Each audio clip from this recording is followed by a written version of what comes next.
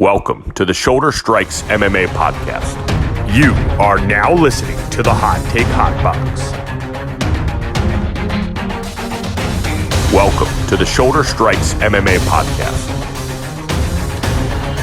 You are now listening to the Hot Take Hot Box. Ladies and gentlemen, this is the Shoulder Strikes MMA Podcast, brought to you by the Hot Take Hot Box. My name is Matt McSweeney. I am joined by Ty Capone. Ty, you survived the hurricane. I did. It turns out it was just a little rainstorm. So, I'll take it. That is a good problem to have, I guess, that it was not as good as it was supposed to be. It kind of folded. It kind of came up short. Some would argue. Some say it was overrated. I'm not going to say that. Wasn't involved. Didn't see it with my own eyes. But blew a Category 3 storm. Yeah. Yeah, absolutely. It's like the Anthony Bennett of storms. But how about we got a UFC Paris card coming up this weekend. We got Ciryl Gane. We have Sergehi Spivac from UFC. I'm sorry, not from UFC, from Paris, France. We only got 11 fights though, Ty. I feel like there was more on here. And if you look at the canceled and fizzled out fights, bottom section of Tapology, there was a lot of reshuffling of this deck that went down before this card, actually. Yeah. So William Gomi was supposed to fight Lucas Almeida. That was going to be a good fight at 145. Instead, he's fighting Giannis Kamori at 145, who was supposed to fight Kalen Loughran at 135. So now Kalen Loughran's fighting Taylor Lapilus at 135 because Taylor Lapilus was supposed to fight Muin Gafurov. I hope you're staying with me here. Yeah, And Zara Farron is opening the card. She was supposed to fight Haley Cowan, who pulled out for like the 13th time in her short career. Volkan was supposed to fight our boy, Azamat. That would have been a banger. He's fighting another terrifying light heavyweight instead. So, very... Also, we're supposed to... Your boy, Sam Patterson, Flat Stanley, we're supposed to see him get sent to the Shadow Realm. And... That's not my boy, by the way. And calling him Flat Stanley is flagrant, dude. That is flagrant. Yeah, not a flagrant 2, though, so I'm still in the game. But, yeah, we got a lot of shuffling. That one American on the card, and she's also Lithuanian. So, definitely some underrated fights. I think this has potential to be a good card. I think, honestly, the main and the co-main might be snoozers. There's a possibility that we have 40 minutes of just nothing. But they're going to be interesting. I kind of don't know which side to pick on both of them. So there's a lot of intrigue at the top, and there's a lot of French fighters on the card, which is, I'm sure the crowd's probably going to be crazy. If I remember, for Ciryl Gane's last fight, they were pretty crazy, right? Yeah, I believe it was at Tuivasa. They were going crazy. The Tuivasa one. So it's at noon, which isn't too bad. Noon 30, actually, it appears. I will be working all day, but hopefully have it on somehow. But if not, college football's on. I got a lot of bets going on. We're going to hammer some Ohio State overs. You know the deal. Of course. There's going to be a lot of action going on Saturday, and this is an option, ladies and gentlemen. So if you're going to sit here and gamble on this card, you better listen to this, because we are the ones that have the answers, even though I think we both got cooked last week. But who didn't in Singapore? Well, actually, no, you did good. And I don't think I did bad either, so I don't know what I'm talking about. A couple months ago. I feel like we've been kind of like, we've been at the very worst, we've been, slightly losing. We're not losing. We're not. What did we go the one time, like a combined 1-13? Yes. Oh my goodness, in like February or something. And you had the only win on the card. There was a day I went 0 for 9 or something. There were some dark days. We were down bad. Yeah, we should have walked away, but guess what, ladies and gentlemen? That's what quitters do. That's how you come short of getting to the diamond. We're gaining momentum into next year. 2024 is going to be big. You wait until that Conor McGregor money line bet that I hit for 75 units, and everyone's going to be like, hey, man, this is a real wild bet. And I'm going to say, you know what? TKO first round. No, I'm just kidding. We'll get to that. I might follow you. Hell yeah. How about we get into Ciryl Gane and Sergehi Spivac? Main event. What are these guys ranked? I know Gane's up high. I don't have their exact UFC rankings in front of me, but I want to say they're both top 5, but Spivac might be lower. I'm not too sure. I'm not in front of my computer right now. Gane has a 4-inch reach advantage, 3-inch reach advantage, and he is a somewhat of a good favorite. I mean, a healthy favorite at minus 200, 190. to Sergey Spivac's plus 160 and 165. I think this is pretty obvious how this fight's going to play out one way or the other. It just depends on what do you think is going to happen. Ciryl Gane has lost his last two fights, or not his last two fights. It seems like that Tuivasa one is just snuck in there, but his last two high-profile fights, I would say, and Ngannou, John Jones, which I don't hold against him. Those are his only two losses in his career. I think pretty much 99% of the heavyweights would lose to those two guys. So I don't think that is a pure negative. But Spivac's on the uprise. He seems like he's mauling people. I guess trying to do a little bit of an intro here, but Ty, I'll tell you, my instinct when this fight was made was kind of like, oh, Spivac's just going to get his hands on him, because I just kind of been feeling that momentum of him kind of just, it seems like he's really tough to get out of there. But the closer this fight's gotten, I mean, seeing that line, I don't know. I really don't know what's going to happen. Yeah, me either. That's why I'm kind of on the fence. I want to take Spivac because I think he has I think Ciryl Gane's ground game is just a complete disaster. Yeah. I've heard so many times, how smart he is and whatnot. Maybe he just wasn't training hard.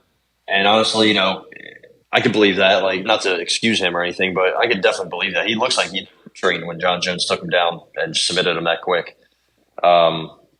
Even before that, he looked, in the Francis fight. Francis had a torn ACL and no history of being any kind of wrestler, and he dominated him on the ground. I think Spivac might fuck up. Maybe the first couple he doesn't really get him down. Maybe he gets hit coming in, but this is a guy who gets 5 takedowns per 15 minutes. 65% accuracy. Ciryl Gane's takedown defense 45.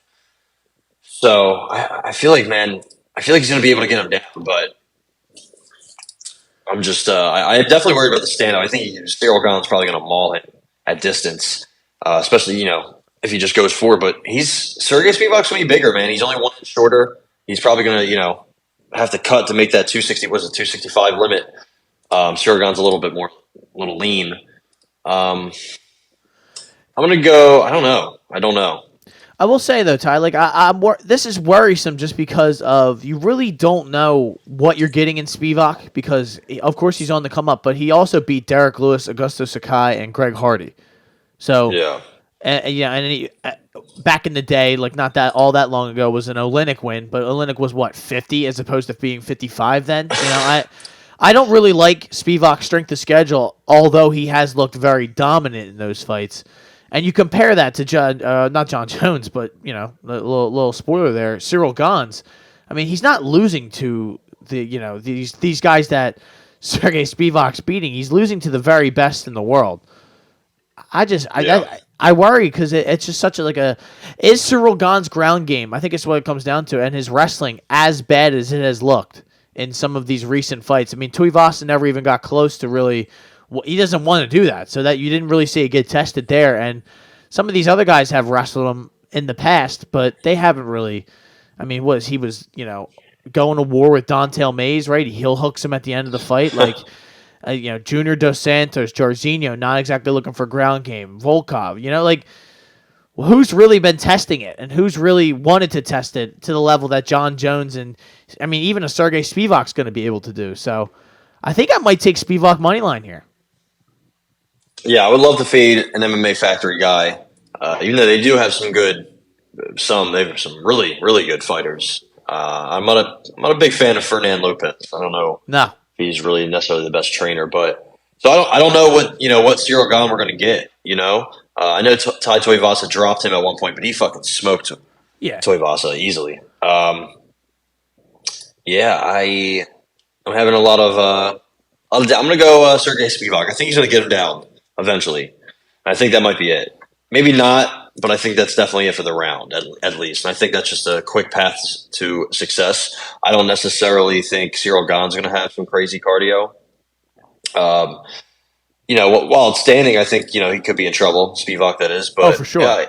He can land something. I mean, I wouldn't be necessarily shocked. It's heavyweight. He hits hard.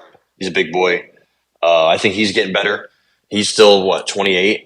I think we kind of forget about how young he is. He's 5 years younger. Ciryl Gane. He's fought, the Aspinall fight was a bad look. He got completely blanked, but John Jones has said himself, Tom Aspinall is going to fight for a belt and possibly win one in the future. So no problems there. And the Tom Burr fight was a while ago, just a bad matchup. So I think he's gotten a lot better. I think he could take another leap here. It's a big step up from Derek Lewis, but he made absolute quick work and dominated him how Aspinall dominated him, just in a different way. So yeah, I'm going to take him money line. I'm following you. Yeah, I just, I am worried about Spivac kind of never really being in a big time fight like this, where he's, I mean, also in France, Yeah, he was the main event in the past, was he? Was one of his last fights the main event? Was it Derek Lewis? When he fought Derek Lewis. Yeah, but that didn't really, he didn't really have to go the 5 rounds, let's say there. So, Spivac money line is 165. I'm just going to stay with it. I really would like to. I honestly don't like this that much. It's kind of like one of those where it's really close and I'm betting the underdog. I probably would have bet Gane if he was the underdog in this. It's just the value's there, I think. So, how about Manion Farrow, Rose Namajunas? Rose Namajunas, the former UFC strawweight champion, going up in weight to 125 to fight Manion Farrow on her home soil. This is a big deal for Manion. She wins this. Mayon, as would be her French pronunciation of that name. She's got 6 KOs, 4 decisions. She is the favorite. She's minus 190, I believe. It's pretty much the same odds as the main event. Ty, do you like this line? Do you think there's anything here to bet? I really, on first look, don't trust anything. I don't know how this fight's going to play out. I don't know if Mayon is that good, and I don't know if Rose can really go up in weight and contend or really take a punch from somebody that at that weight class, because Rose has taken a fair amount of damage through these last, little title run. So, I guess. What do you think? I like your pronunciation of Mayon. I like the French language. Very, very tough to say though. Very hard to learn. But I think Farrow should be good here. I think there's just a lot of red flags with Rose. You never know what you're going to get with her. She beat Whaley twice. Once she head kicked her in the first round. Then she comes back against Carla and just absolutely lays an egg. The Andrade fight, I mean, she was beating the shit out of her the first round, but then just got slammed on her head. And then the Carolina fight, fought that close. That was a while ago, but still, she's always just been hot and cold. And I think it's possible she's just done. I know she's only 31, but I think she recently said in some interviews she thought she was done and didn't want to hurt people anymore. So that just that lines up with literally how she fights. So I think she kind of has a path to victory with submission grappling. She's definitely gonna have a huge edge in that category. She has 5 submissions in her career. It's been a while, but I think it was Michelle Watterson the last time. That was like 2017. So it's just is she going to look for that? Because I think Or will she be able to take her down? Because she is big. She's going up in weight, so that is. I mean, I feel like that's something that you have to take into account when you think about shit like that. Right, but I feel like she's getting older. Maybe she has been wanting to go up for a while. She's 5'5". She's got good size. So, I mean, it's funny because Farrow took down Chukagian, took down Jennifer Maia, took down Mayra Buena Silva. She's taking down everybody. She doesn't take down in all of her fights. And Tabitha Ricci, maybe not the best opponents ever, but women that are wrestlers. And she's a kickboxer. She lands about 6.5 punches per 15. Very, very good output. Very accurate. Very good defense. 71% striking defense. 83% takedown defense. She's just very good at eluding. She's very powerful in the clinch. High pace. She has really good distance management. She knows how to stay on the outside. Even if she doesn't have a reach advantage, she still has a height advantage, and she uses that. Very good. Just very good kicks in general, keeping people away. I think she has good cardio too. Honestly, I don't think she's really gotten tired. I think she's kind of just disappointed. I think she got 2 finishes in her first 2 fights, and everyone thought she was going to just knock people out. But she fought Victoria Leonardo and Tabitha Ricci, who's 5'1". So, yeah, I mean, I love her output. I love the fact that she can mix in her takedowns. I like that she uses her strengths. And I think obviously she's probably the bigger and more natural 125 or so. Yeah, I think she's going to win here. I don't know. Maybe decision. I feel like that's probably the safe play, but maybe there's a world where she finishes Rose. I think Rose could be done. Who knows, right? I just don't like the trajectory. Can't talk. Been having a little too much coffee now. Oh boy, yeah, I know the feeling, man. Yeah. Why? So I think I got Manon Fiorot by decision. I don't think there's anything to bet though. I am going to take that on the card. All right. Manon Fiorot decision. It is plus 130. I'll take that as well. See, it's kind of like you said, you could see it happening, and I could see a world where, like you said, where the grappling, like she starts wrestling, and you're like, wow, I didn't know Rose was this good of a wrestler. Like she kind of implemented it a little bit in the Wei Li fight, you know? Like she took her down a couple times and got it back. When I'm pretty sure she got taken down at some points in the fight too. She did, and just like the Carla fight, but she kind of got controlled more.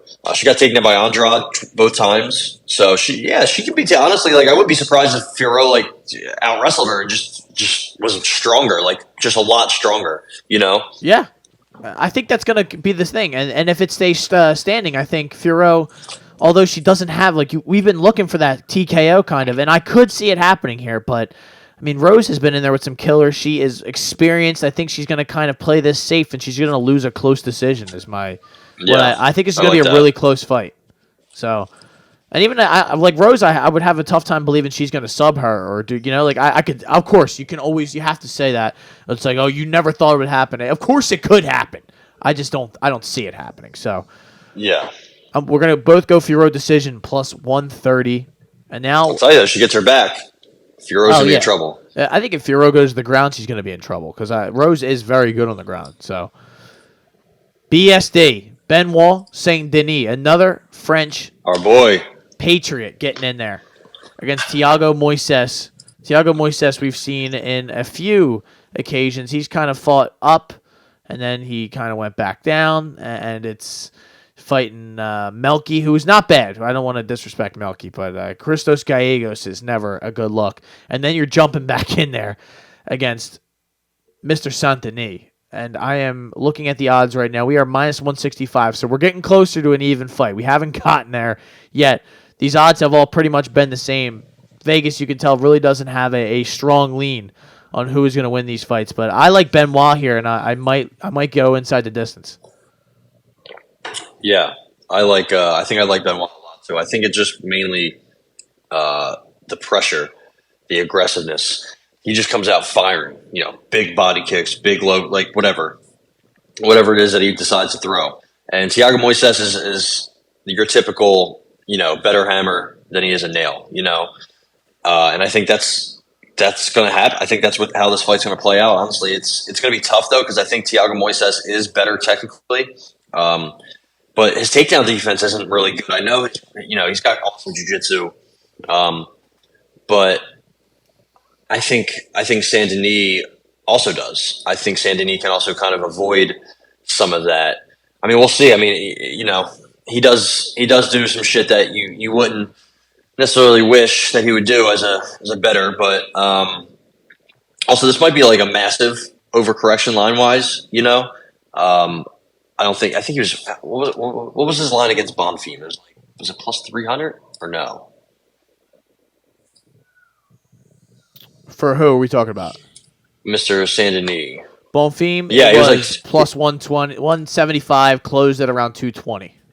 Yeah. So and now he's flipping over to what minus 160. 160. Yeah. So. Not that I think he's going to win, and I'm going to pick him inside the distance, but what is his inside the distance, by the way? Plus 140. Damn. Remember, his sub was I think, plus 1,100, right, against Bonfim? I believe so. That was all. Fucking crazy. Couldn't believe I never took that. So, listen, 3-1, 3 in the UFC is, his debut is an absolute just mauling and a tough fight. And ever since then, he's just been, fucking people up. So I think he's going to continue to do it. And give me the God of War. God of War. You going inside the distance? Yep. Plus 140. We are aligned in this one. We are in lockstep right now, and let's keep this going. The whole card. Sweet. Let's just bet the same thing no matter what. How about Volkan? No time. He's got absolutely no time. Oezdemir against Bogdan Guskov. So, Ty, I know you are entrenched in the European, Asian, all sorts of markets, MMA, even the Russian MMA scene. So I guess you're going to give us a full breakdown of what Guskov can bring to Volkan Oezdemir. I mean, this is a tough opening matchup, no matter who you are. Oezdemir's. I don't like that they don't have like reaches for these guys that are coming in here to fight. Like, what website do I have to be on to find this guy's reach? Yeah, I don't know. Maybe he doesn't have one. That's crazy. It's funny. His nickname is No Time, but all he does is take his good old time fighting lately. I know his first couple fights he used to fuck people up early, and the Jimmy Manuwa fight was like a minute. He destroyed. Misha Cirkunov was like 30 seconds. Went to war with OSP. But he's getting older. He's wearing down. USADA took over. They called him up.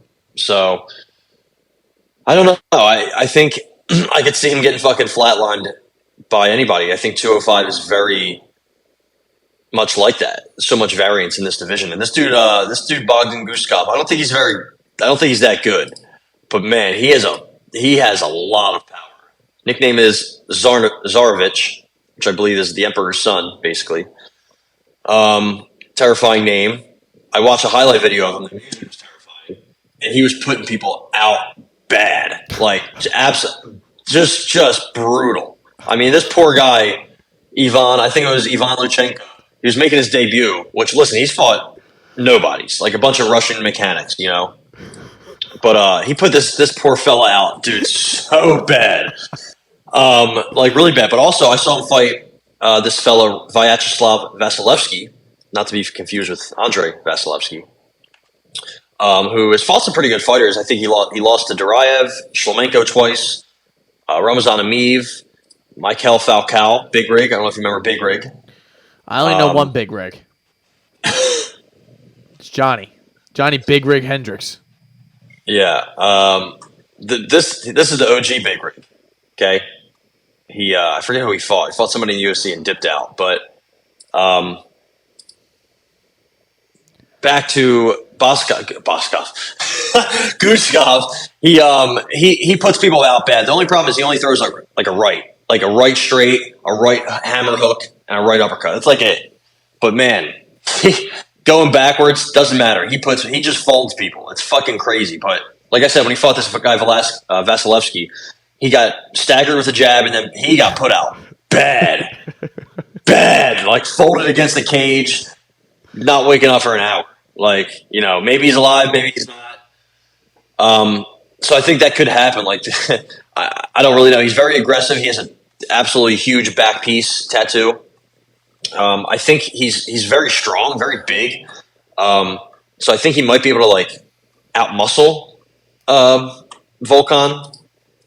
I'm just not sure about Volkan at this stage of his career. You know what I mean? Like, I feel like he's very vulnerable. Can't be trusted. And this guy is kind of. Remember, who's the guy that put out RoboCop? Nobody saw that one coming. I forget his name. The little short guy. Fuck. The Hulk. Wasn't it the Hulk? Yeah, the Hulk.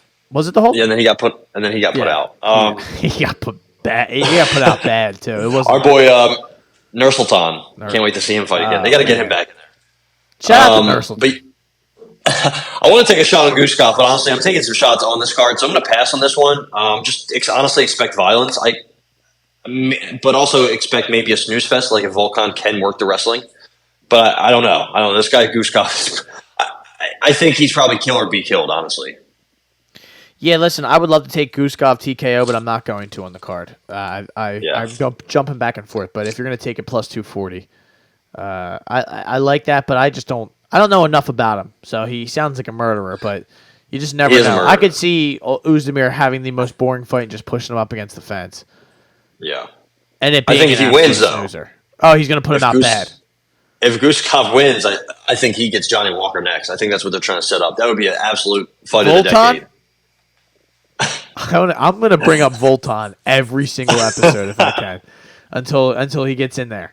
Until he fights, yeah. Voltron. We'll see if Voltron. Yeah, we'll see if USADA steps in, but Yeah, they should fuck off for this fight. I sure think. fucking hope so. But here we go.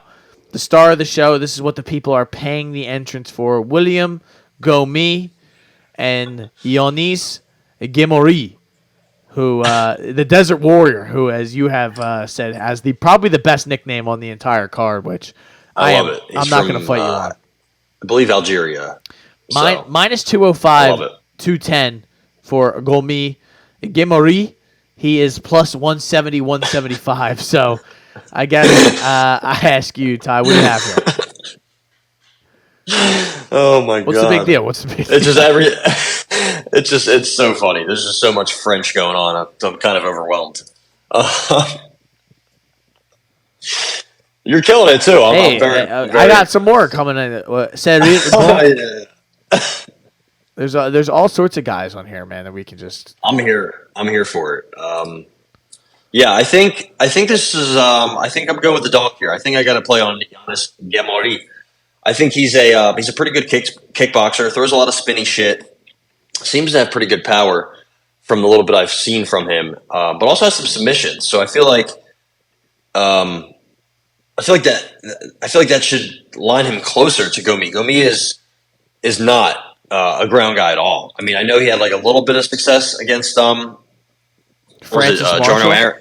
I'll just say Jarno Aarons, but I think did he take Francis Marshall down at all? No, I thought that just played out at range. Francis Marshall was scared to fucking throw. He got taken down by Francis Marshall, so he took down Jarno Aarons a couple times, but also Jarno Aarons had him deep. I think it was a triangle, if I remember correctly, at the end of the third, deep in it, but couldn't finish it off. So I think honestly, that's very telling. I don't know if Mr. Gemori has any triangles or any subs off his back. Let's take a look.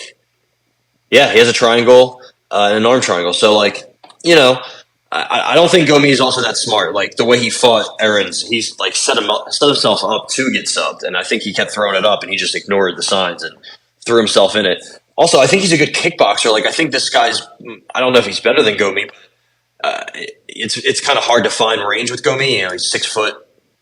How big is Gemori? 5'9", but similar reach, a 4-inch reach advantage. So I think he can use that reach at his advantage. But he's very low volume. He's not like a great round winner. He's also like very awkward.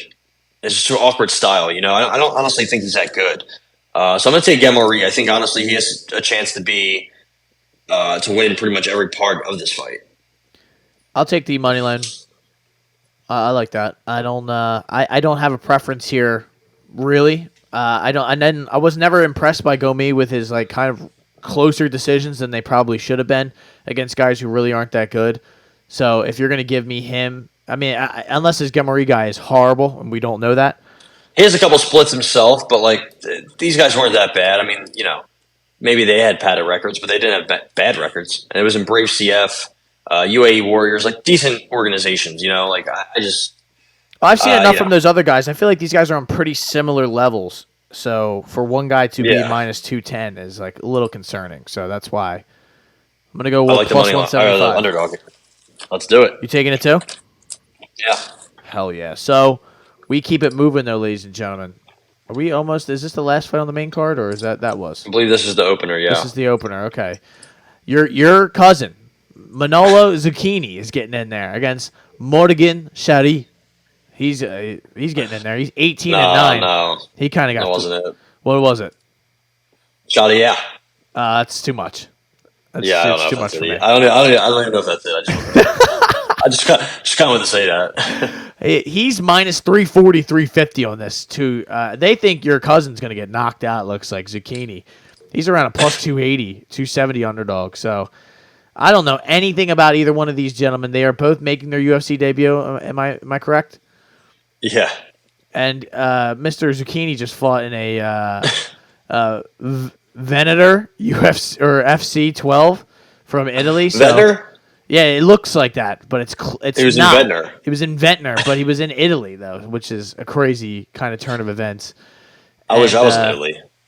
at least Sergehi is fought in, I should say, Cage Warriors, which I've heard of that before. So that's always a factor. You know, people are probably like Conor McGregor. not taking this too seriously. But why the fuck would I take this fight so seriously? This is the most easy kind of layup fight that they could give a guy, a France guy. They think the Zucchini guy stinks, it sounds like. So I'm going to go Sergehi or Sergehi, whichever one it is, minus 105 inside the distance. All right, too much Manolo hate. All right, relax, chill on him. I think he has some good power. I think he's got good pressure.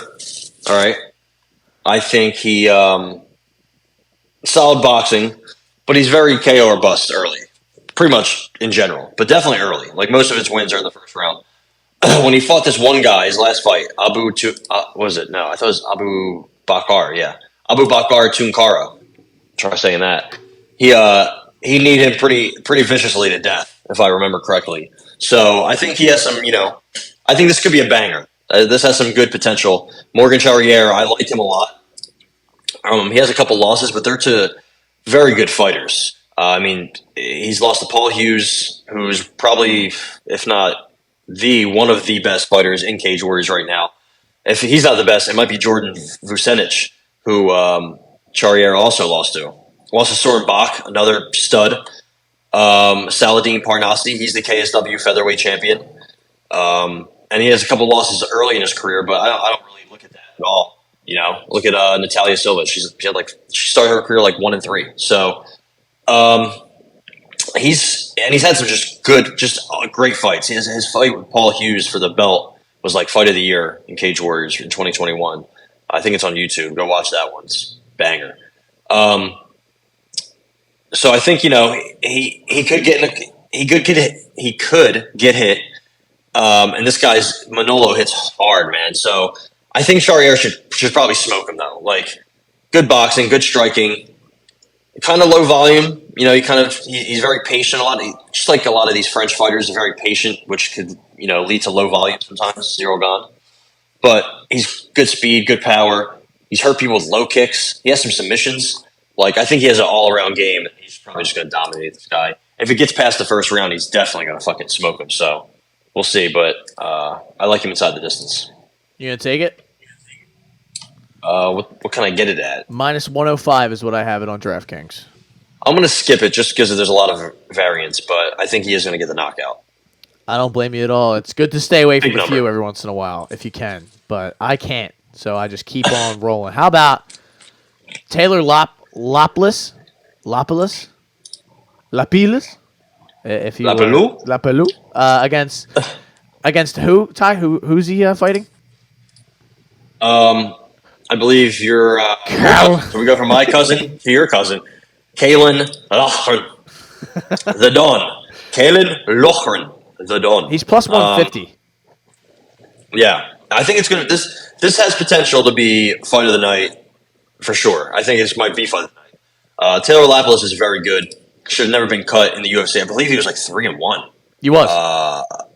Yeah. So I remember. But the guys he fought, I've never heard of before. In a hypothetical sense, because they. Oka Sasaki, I've heard of him. Well, that's it, though. I mean, Eric Perez. I mean, listen. How about I should say we know these guys because we watched this. Eric Perez also got cut. Yeah, Rocky Lee. I think he was good. Come on. His career record is 4-6. He left the UFC and was getting knocked out in Way of the Dragon too. I don't want to hear it. Way of the Dragon 2. Yep. That's great. I remember that card. Yeah. We all do. It was on DVR, but I haven't watched it. Yeah. Johnny Young Park was the main event. There you go. Will Chope. I thought it was Will Chop. That's a crazy name. John Zhang. That's a crazy name. Can't believe this guy was in the UFC. Do you think he was the worst fighter the UFC's ever signed? There's definitely more people who are worse. I mean, I think CM Punk is probably the worst, but Mike Jackson also might be worse. Mike Jackson was really bad too. But Lapilus, even after the UFC fought, Josh Hill beat him. Nate Maness sidekicked him, gave him his first L. Wilson Hayes walked through him like it was nothing. Marcos Breno, same thing. I watched him fight that DeMarte Pena guy who was undefeated. He smoked him. He's really good. He's got really like aggressive kickboxing from the southpaw stance. Solid takedown defense. It's definitely improving. He's 31. Honestly, he has so many fights that he's still shaping his game. I think sometimes he's low volume too. Kalen Loughran is I don't know how to describe him. He's built like a fridge. Short, just fucking stout, but he's strong, man. Hits hard. He gets into brawls.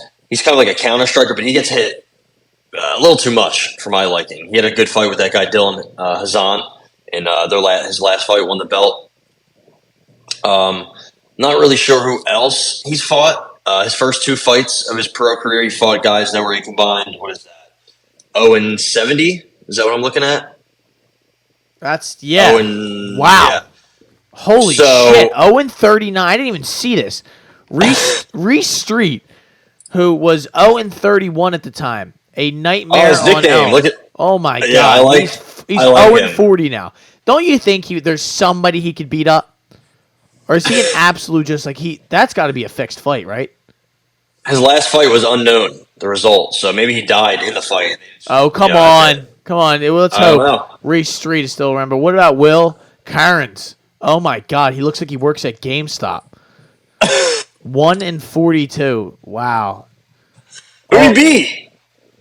He beat Sean McFarlane, not to be confused with Seth, but he also beat Mark Halford.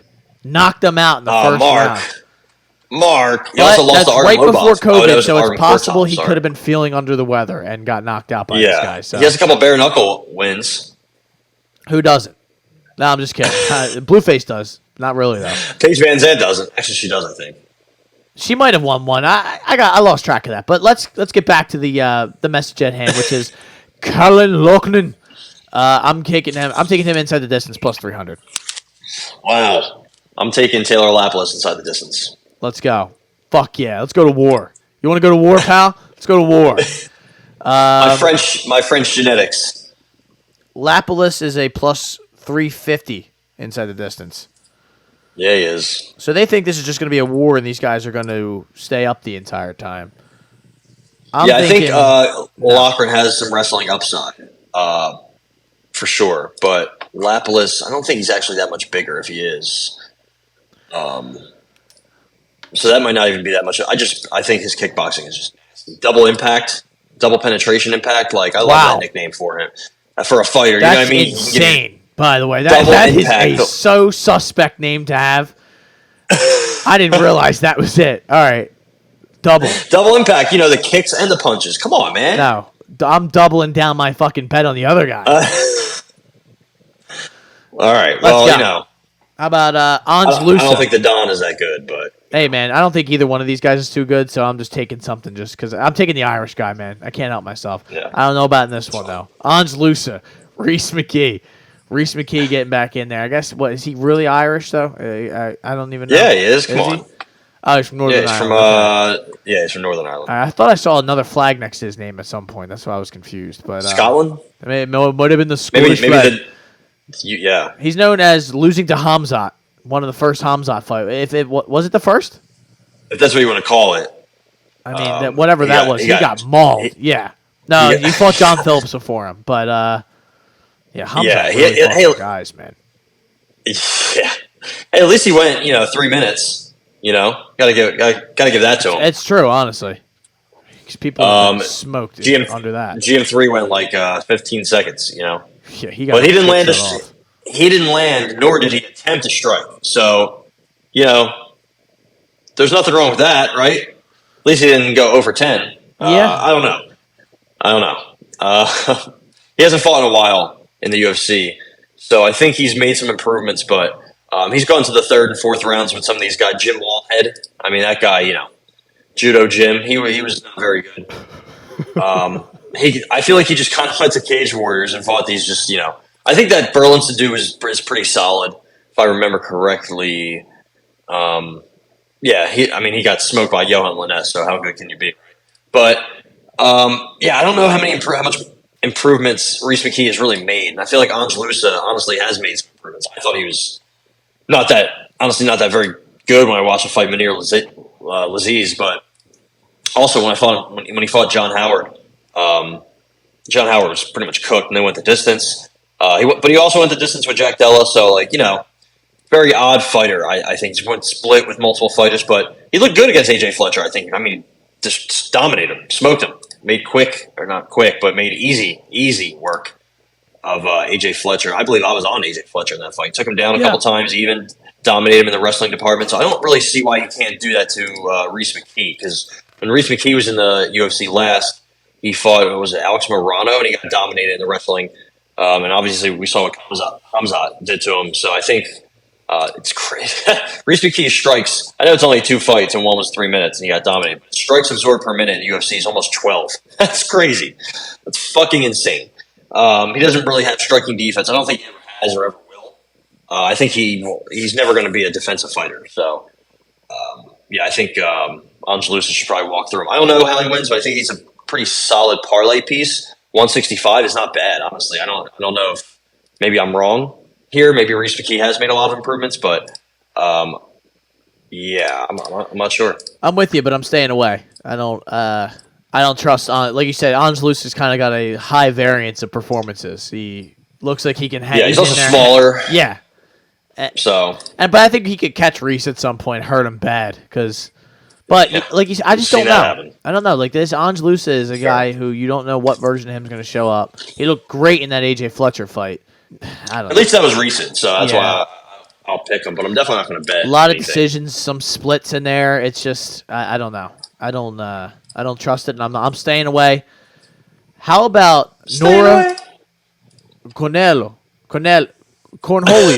I don't know.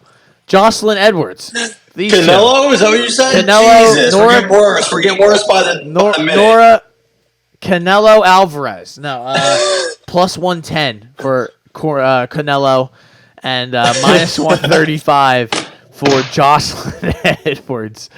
I try not to bet Jocelyn Edwards fights, but yeah, that's pretty fair.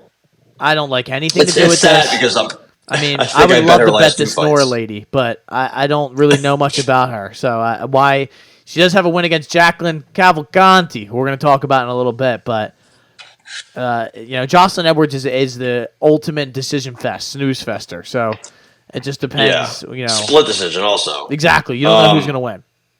The problem is I've bet on her last 3 fights, but she's won them all. So I think I got something good going for me here. The problem is, I think that might end here. I have to take action in this fight, right? I'm taking Jocelyn Edwards minus 120. It's not ending here. We're keeping this train rolling. She's going to make it 4 in a row. Nora Corneau is, I believe, how it's pronounced. She's 33. I think they just tried to find some French chick to fight. I mean, she has fought Lyft, Uber, all the kind of drivers that you can find. That Juliet Chukwu chick, she was, dude, she as recent as this year in February fought a chick making her debut, Sana Mandar, the fittest of Morocco. That was her nickname. They said that because she has a thick lower body is why I believe they said that is her nickname. And she's never probably going to fight ever again. I think they just picked her out of a good looking lineup of women.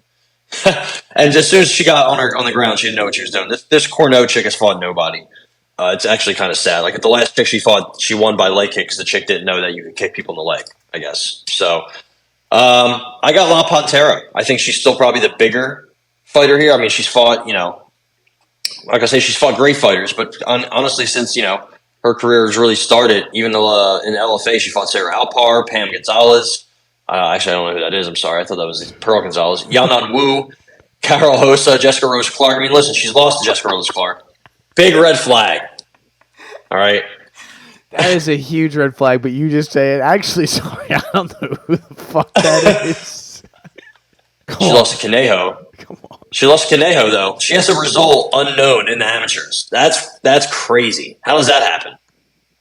How does that She happen? lost to Montserrat Ruiz, but she beat Montserrat Hernandez. So I don't know what's going on over there in the regional scene of Mexico, but I don't know who Pamela Gonzalez is. Sorry, lady. But Jocelyn Edwards has much more experience. I think she's probably better than this Corneau chick. I mean,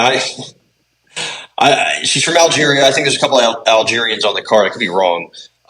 She's just, I guess she has power She has more power, I guess. Jocelyn Edwards doesn't really throw power. She's kind of like a pitter-patter leg kick thrower, right? She's kind of boring and sloppy and not good. And also, she's not good at winning rounds. She's given away rounds to Gian Kim and Lucy Pudilova, which just absolutely should not have happened. Like, no way I should have sweated that Gian Kim fight. But No. It is what it is. You kind of know what you're getting yourself into. Cardio sucks. But, she just does more. I feel like she could probably take this chick down, too. So, I got Jocelyn Edwards in an ultimate dart throw, blindfolded. I'm with you. I'm going to go Jocelyn Edwards as well. Minus 115 is good enough for a girl making her UFC debut against somebody who I've seen fight a few times. And I'm a big believer in that. UFC debut, you usually see one of the worst versions of the fighter.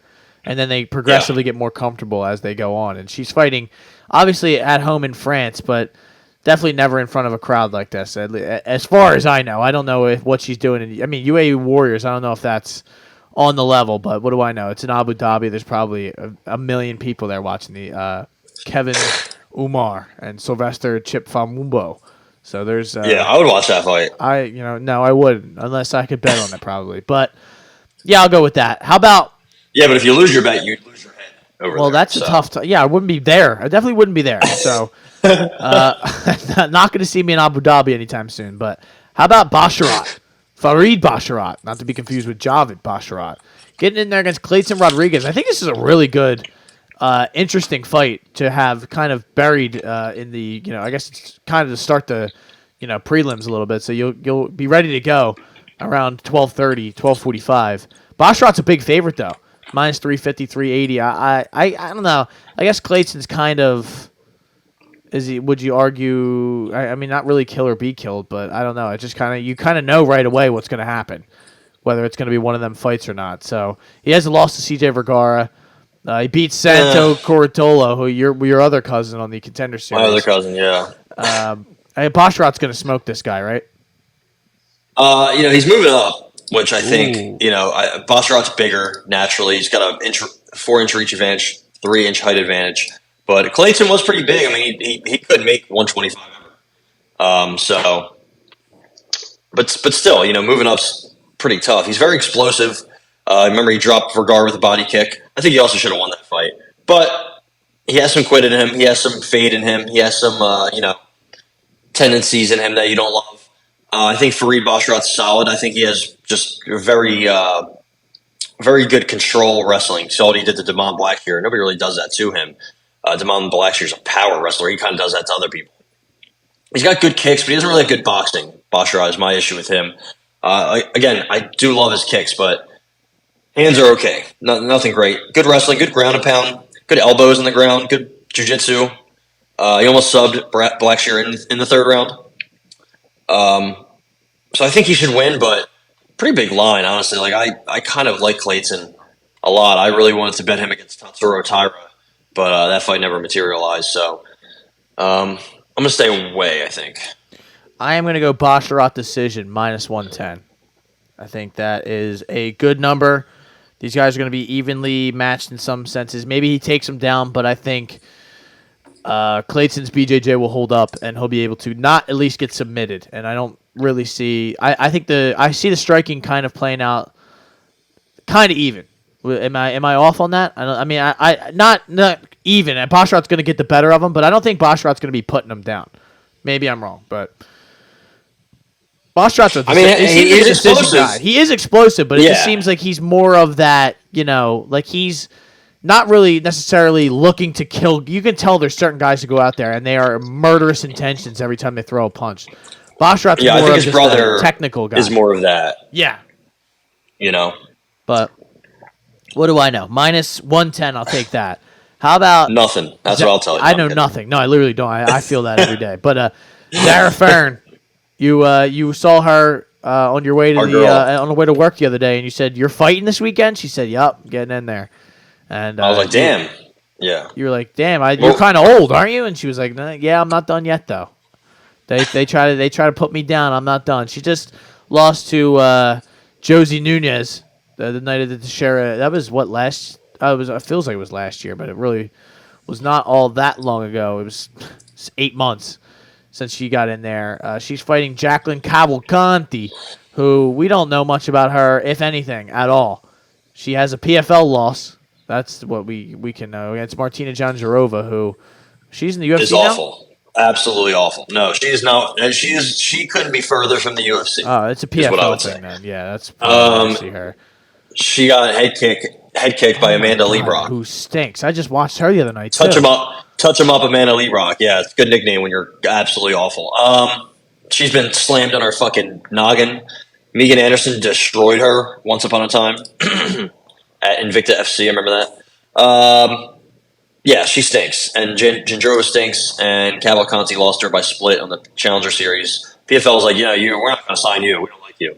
So I got a big play here. I got Zara Ferrans dos Santos money line. I think this line is absolutely insane for two chicks that, listen, they probably both stink. So why not give me maybe the less stinky fighter? Is she bigger than Cavalcanti? I believe they're similar size. She's much older, so that sucks. And she's just, she's not really good. She's like a one-dimensional striker who isn't even really that good of a striker. But Cavalcanti's, I think her weakness is wrestling. So it's not even like Zara Ferrans' biggest weakness is, her opponent's biggest strength. So that kind of gives me a little bit. Yeah, I don't feel as bad for betting Zara Ferrans, but plus 300 is not bad. Cavalcanti has some good kicks. It seems like she finishes her opponents well, but she's not impressive. Like I was expecting, when I watched Kaylin Loughran and Taylor Lapilus and Morgan Charriere fight, I was impressed. When I watched this chick fight, I was like, okay, I guess like the chick she's beating are no names. So give me Zara Ferrans in an absolutely disgusting split decision. So you're going to go plus 310 on the money line? Yep. Wow. Big play. That's a huge play on the money line. And I'm going to stay away from that, though. That you talk about stinky. That is stinky. I am not trying to have to take a shower after the first fight of the night, having to sweat that out. But I may take it in my personal life. Let me just say that. But that is... You get nasty in your personal life, hey, I don't talk about my personal life on here. So how about, ladies and gentlemen, that's the Shoulder Strikes MMA podcast. My name is Matt McSweeney. Is there any boxing that we're missing out on? I don't really think so. No, Liam Smith and Chris Eubank are running it back for whatever reason. Chris Eubank was actually, I think, beating him and then he got fucking smoked. He said he wants one more. He wants a rematch. He wants more at him. So that should probably end well for him. God bless him. Other than that, there's not really any boxing for a couple, I guess, until the end of the month when we get our boy Canelo getting in there with Charlo, which is coming up quick, actually. So that'll be that should be. I don't know what that's going to be. So that should be fun. Charlo is very aggressive, swings hard, hits hard, has gotten a lot better. But Canelo's, he's Canelo, but he's also getting old. He's fought 500 times, and he's fighting a younger, maybe hungrier, maybe probably not quicker, but has a lot of power in his own right. So that's actually going to be a really good fight. Maybe not. Maybe Canelo smokes him or wins every round, but I think there's potential there for Jermell Charlo to pull off the upset. I think it's going to happen eventually to Canelo. Boxing, it catches up to you. Yeah, and he can see, or you can feel he's kind of going towards the second half of, like, the prime is at the end. If it's not already, not there already. It's getting really close. So you don't know when. That Dimitri Bivol fight did a lot to him. He got walked down. He got fucking humbled, and also he's so big now that he can't really maintain. There's talk. Terrence Crawford said, I want to fight him at 160. I was like, Jesus, man, that's bold. Who would you take in that?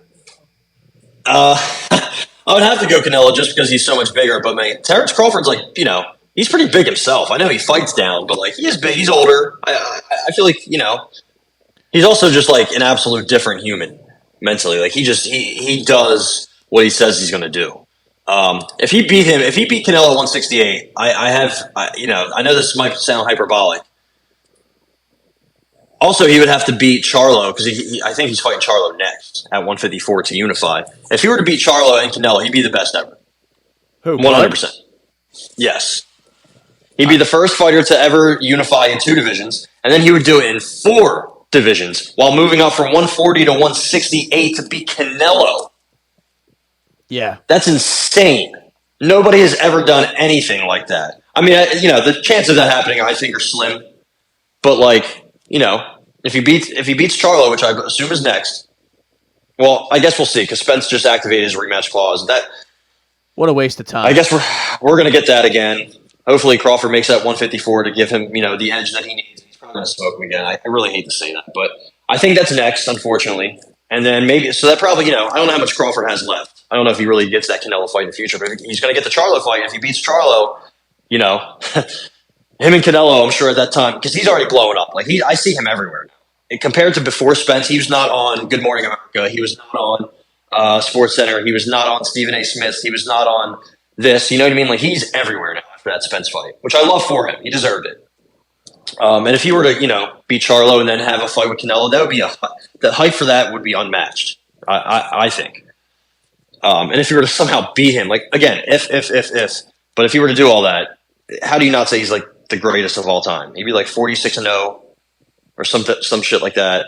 It's 40 knockouts and 15. He'd be holding 12 belts at the same time. That's just. Then you can insane. just walk away, be like, "Yep, I am. Yeah. I am him. I am the GOAT." I quite literally did everything there is to do. I didn't just unify it 2. I unified it 4 divisions: 140, 147, 154, and 168. What? Him beating Canelo, I love it. Let alone would just be going up that much weight and going and cooking the guy who is was right there, number 1 pound for pound for a good. Yeah. I mean, if not still good amount of time. Took he's the right crown there. from Floyd. Yeah, and now giving it to just take it, rip it off his head.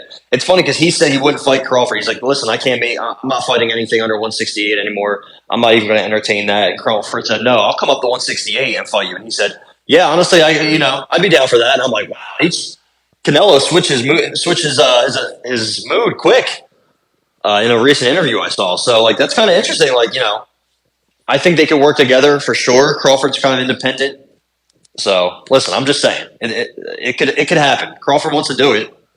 It's all about having fun, man. This is where dreams are made. We will have a full episode breaking down everything that happens this weekend on Monday.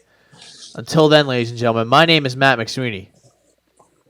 I am Ty Capone, as always, the 28-year-old old man, unfortunately. He has some words of wisdom on the way out that he learned. You can't have your cake. Week. Oh boy! You can't have your cake and eat it too.